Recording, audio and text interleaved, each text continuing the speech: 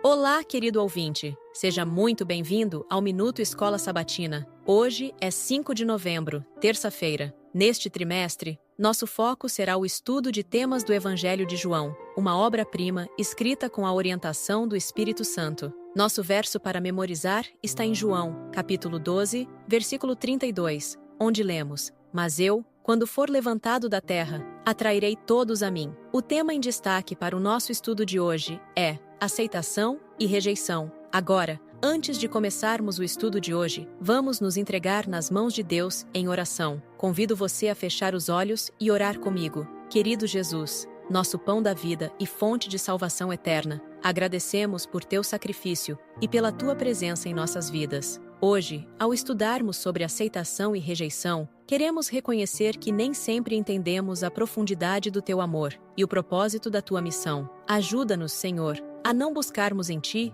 apenas o que satisfaça nossos desejos terrenos, mas a aceitarmos o chamado de uma transformação genuína, aquela que vem da entrega plena ao teu plano para nós. Que, assim como os discípulos, possamos responder à tua voz com fidelidade, reconhecendo que só tu tens as palavras de vida eterna. Dá-nos a força para permanecermos ao teu lado, mesmo quando não compreendemos tudo, confiando que tu és o Santo de Deus e que tua vontade é perfeita. Que, pelo teu Espírito, sejamos renovados e preparados para viver para ti, compartilhando a esperança da tua breve volta. Amém. A lição 2 explorou a multiplicação dos pães e peixes, registrada em João 6, mas deixou de lado a parte final dessa história, que iremos estudar hoje. Ouça João, capítulo 6, versículos 51 a 71. Eu sou o pão vivo que desceu do céu. Se alguém comer deste pão, viverá para sempre. Este pão é a minha carne, que eu darei pela vida do mundo. Então, os judeus começaram a discutir exaltadamente entre si: como pode este homem nos oferecer a sua carne para comermos? Jesus lhes disse: eu lhes digo a verdade, se vocês não comerem a carne do Filho do Homem,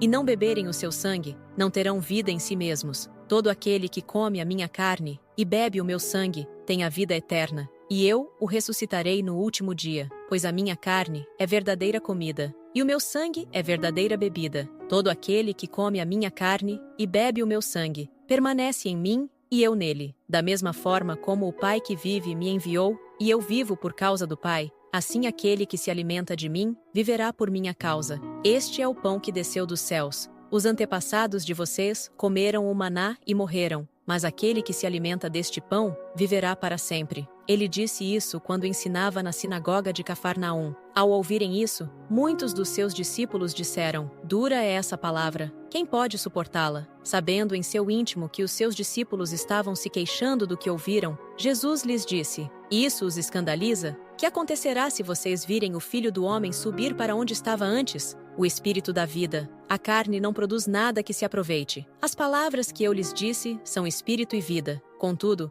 há alguns de vocês que não creem, pois Jesus sabia desde o princípio quais deles não criam e quem o iria trair. E prosseguiu: é por isso que eu lhes disse que ninguém pode vir a mim, a não ser que isto lhe seja dado pelo Pai. Daquela hora em diante, muitos dos seus discípulos voltaram atrás e deixaram de segui-lo. Jesus perguntou aos 12: vocês também não querem ir? Simão Pedro lhe respondeu: Senhor, para quem iremos? Tu tens as palavras de vida eterna. Nós cremos e sabemos que és o Santo de Deus.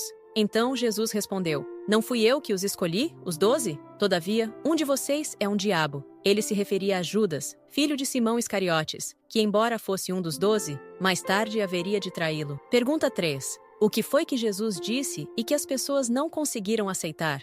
Hoje, vamos refletir sobre um momento crucial na vida e no ministério de Jesus, narrado no Evangelho de João, capítulo 6. É uma história que, em um primeiro momento, pode parecer simples. Jesus multiplica pães e peixes para uma multidão faminta. Mas, à medida que a narrativa avança, percebemos que Jesus estava revelando algo muito mais profundo sobre sua missão. Depois desse milagre extraordinário, o povo queria coroá-lo rei. Imaginem a cena: milhares de pessoas alimentadas, entusiasmadas, prontas para fazer de Jesus seu líder. No entanto, ele tinha outros planos que envolviam não um reinado terreno, mas uma obra espiritual e eterna. Quando Jesus mais tarde se dirige à multidão na sinagoga de Cafarnaum e afirma: Eu sou o pão da vida. João, capítulo 6, versículo 35. Ele está convidando as pessoas a um entendimento espiritual da sua missão. Isso não foi algo fácil de ser aceito e muitos acabaram por se afastar. Ao declarar que ele é o pão da vida, Jesus revela algo muito maior do que o milagre da multiplicação dos pães. Ele explica que esse pão representa sua própria carne, que ele daria pela vida do mundo, como está em João, capítulo 6, versículo 51. Eu sou o pão vivo que desceu do céu. Se alguém comer deste pão, viverá para sempre. E o pão que eu darei pela vida do mundo é a minha carne. Essa afirmação desconcerta a multidão. O povo esperava um libertador político que os livraria da opressão romana e estabeleceria um reino terreno. Eles queriam um rei que os conduzisse a uma posição de glória e segurança nacional. Mas Jesus se apresenta de uma maneira completamente inesperada. Ao revelar que ele é o pão que desceu do céu, Jesus confronta diretamente a visão limitada do povo. Ele os chama a uma mudança de mente e coração, uma verdadeira conversão. Para muitos, aceitar essa perspectiva era difícil. O versículo 66 deste mesmo capítulo é um dos mais tristes das Escrituras. Desde então, muitos dos seus discípulos tornaram para trás e já não andavam com ele. Eles se afastaram, recusando-se a aceitar a profundidade da mensagem que Jesus trazia. Imagine a dor de Jesus ao ver tantos o abandonarem. Sabemos que, como seres humanos, ansiamos pela aprovação e pelo afeto das pessoas. Não é diferente quando pensamos em Jesus, que mesmo sendo divino, sentiu as emoções humanas. Ao ver a multidão partir, ele se vira para seus discípulos mais próximos, os 12, e lhes pergunta: Quereis vós também retirar-vos? João, capítulo 6, versículo 67. Essa é uma pergunta que ecoa até hoje para todos nós. Quando enfrentamos o desafio de aceitar a mensagem completa de Cristo, estamos dispostos a segui-lo ou iremos também nos retirar? É nesse momento que Pedro, sempre impulsivo e sincero, faz uma declaração memorável: Senhor, para quem iremos nós? Tu tens as palavras da vida eterna, e nós temos crido e conhecido que tu és o Santo de Deus. João, capítulo 6, versículos 68 e 69. As palavras de Pedro demonstram uma compreensão profunda do que significa seguir a Cristo. Ele reconhece que, embora a mensagem de Jesus possa ser difícil de entender ou aceitar,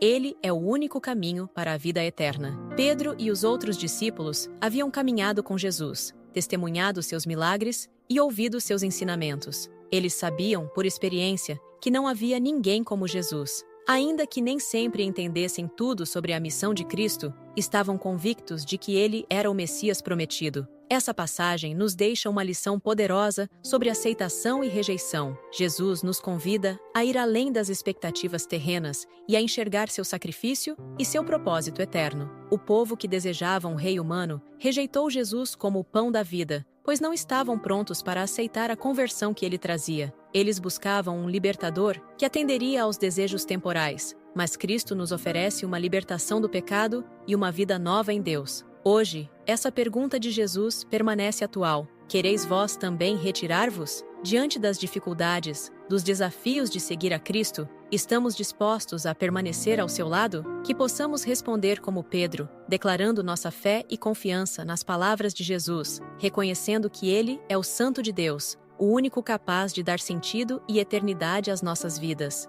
Hoje vamos refletir sobre uma passagem impactante do livro O Desejado de Todas as Nações, da serva do Senhor, Ellen White, páginas 307 e 308. Esse texto destaca o chamado de Cristo para um compromisso genuíno e abnegado com Ele. Suas palavras na sinagoga, embora profundas, foram difíceis de aceitar para muitos que o seguiam. No texto, Ellen White destaca que Jesus conhecia profundamente o caráter daqueles que se diziam seus discípulos. Ao declarar, "Eu sou o pão da vida", ele testou a fé e a disposição de seus seguidores, expondo o verdadeiro compromisso exigido para caminhar ao seu lado. Jesus foi muito claro ao declarar que a verdadeira relação com ele exigiria mais que entusiasmo temporário ou admiração pelos milagres. Exigiria uma fé que agisse de acordo com seus ensinos, uma completa entrega e renúncia das ambições egoístas. Para seguir Jesus, ele lhes dizia: era preciso trilhar o caminho estreito da abnegação, do sacrifício e da humildade. Seus discípulos,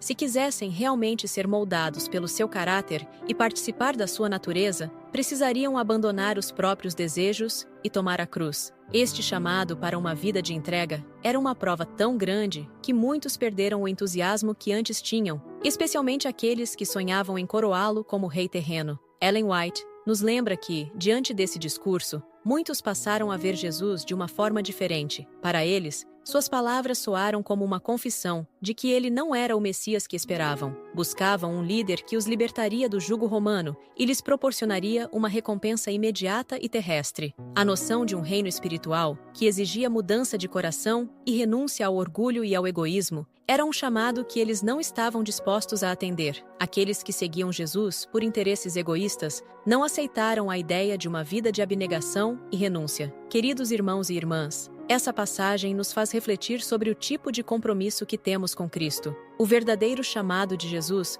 nunca foi para uma vida de glória humana, mas para uma transformação do coração e caráter, moldados segundo a sua vontade. Assim como aconteceu com os discípulos, as palavras de Jesus continuam a provar nossa fé. Ele nos convida a segui-lo, não por promessas de recompensa terrestre, mas pelo privilégio de participar da sua vida divina. Será que estamos dispostos a abrir mão de nossas próprias ambições, interesses e desejos para andar no caminho do Calvário? Ellen White nos mostra que seguir a Jesus envolve sacrifício, mansidão e humildade, características que Cristo encarnou perfeitamente. Que possamos ser discípulos verdadeiros, dispostos a entregar tudo e a caminhar com Ele, confiando que, apesar das dificuldades, Ele nos oferece o dom da vida eterna e a promessa da glória celestial. Obrigado por nos acompanhar neste estudo. Que o Espírito Santo ilumine o coração de cada um de nós, para que possamos, como Pedro, encontrar em Jesus as palavras de vida eterna e permanecer firmes, aguardando com fé e esperança o dia em que Ele voltará para nos levar ao seu reino eterno. Nos vemos no próximo episódio do Minuto Escola Sabatina. Na próxima lição, vamos explorar o tema: o testemunho do Pai. Que Deus abençoe você e até o próximo encontro no Minuto Escola Sabatina.